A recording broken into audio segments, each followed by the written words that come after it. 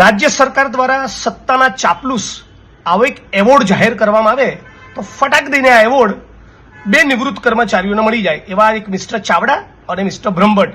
આ બંનેને હમણાં મારી વિરુદ્ધ ઉશ્કેરવા માટે ન્યૂઝ ચેનલની ડિબેટમાં કેટલાક લોકોએ બેસાડ્યા. પણ આ બંને મિત્રોને એટલું કહેવા માંગુ છું કે તમે આટલા બધા નિષ્ઠાવાન અને રાજ્યના પોલીસ કર્મી ભાઈ બહેનોને આટલી બધી ચિંતા હોય તો તમે એક કામ કરો. મારું સૂચન છે, 1 ડિસેમ્બરના દિવસથી ગુજરાતના પોલીસ કર્મચારીઓના કામના કલાક નિર્ધારિત થાય.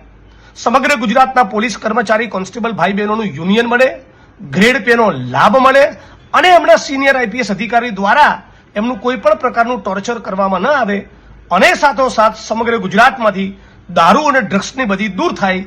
એના માટે તમે બંને મહાપુરુષો આ મરણાંત ઉપવાસ ઉપર પથિકાશ્રમ પર બેસી જાઓ. આવું મારું સૂચન છે. તમે ગુજરાતની જનતાનું ઓપિનિયન લો.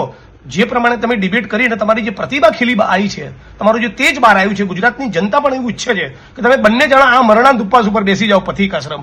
જ્યાં સુધી કે ગુજરાતમાં દારૂ ડ્રગ્સની બધી ખતમ નહીં થાય ત્યાં સુધી મિસ્ટર ચાવડા અને બ્રહ્મભટ્ટ આ બંને નિવૃત્ત આઈપીએસ અધિકારીઓ એ ગાંધીનગર પથિકાશ્રમ ખાતે બેસી જશે.